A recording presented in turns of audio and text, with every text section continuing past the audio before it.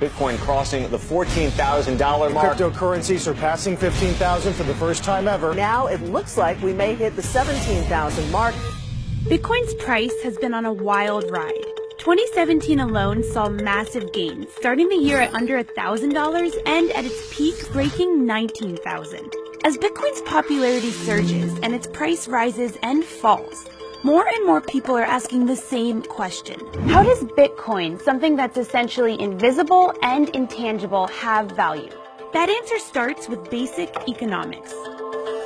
In econ, one easy way to think about value is like this. Something has value if it checks the following two boxes: scarcity and utility. Scarcity just means that the supply is finite. And in the case of Bitcoin, there's actually a set cap on the number of Bitcoins that can ever exist, 21 million. Ben Yu, a blockchain expert living in San Francisco, says this set cap makes it more desirable than other assets, even gold. We can have things like the California gold rush, where people find an enormous supply of gold just by accident somewhere, and that can dramatically increase the supply over time. And so it begins, the great gold rush to California. Or technological increases make it far easier for us to mine gold. So we actually see that today. We mine gold at 4 times the rate that we did just 100 years ago.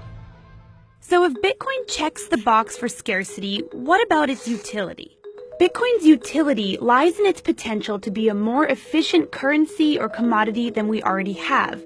Proponents say it's useful for a number of reasons. First, Bitcoin's decentralized, meaning no bank, government, or single person has control over it. It can't be toppled by corruption at the top.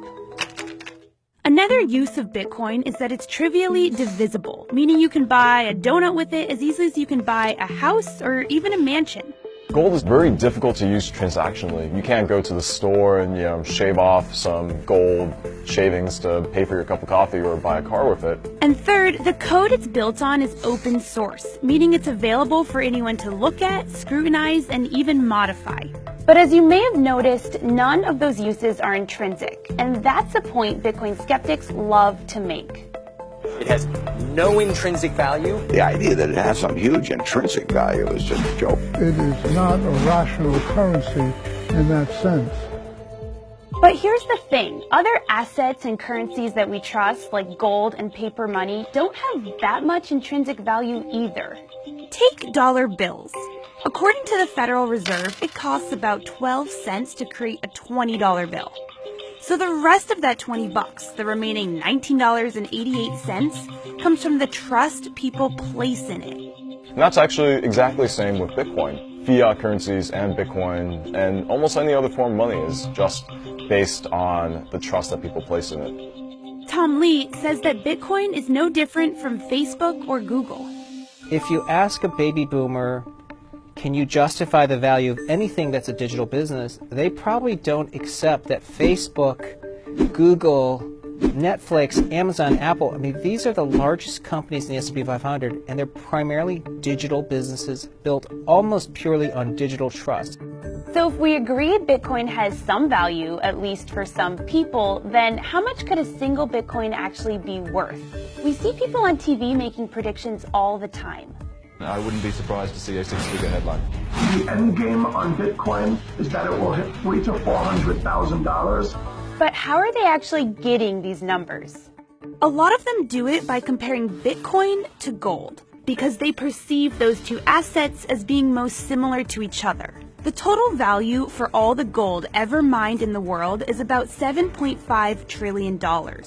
So if Bitcoin were to replace gold completely, then each Bitcoin would be worth $357,000. It's simple math. The total value of gold divided by the total number of Bitcoins equals the potential value of each Bitcoin. Or if you want to be more realistic, just take a portion of it. If Bitcoin just captures 5% of the total market for alternative currencies today, which is predominantly gold, Bitcoin's worth $25,000 per coin. And here's another theory analysts use to price Bitcoin, Metcalfe's law. Metcalfe, an electrical engineer, proved that the value of a social network or telecom company is proportional to its number of users squared. A good way to think about it is like this. A single telephone is useless. but the value of telephones increases exponentially as others get phones. Metcalfe's law holds for Facebook using 10 years of data, and Tom Lee says it holds for Bitcoin. Since 2013, 94% of the value of Bitcoin's been explained by just those two variables.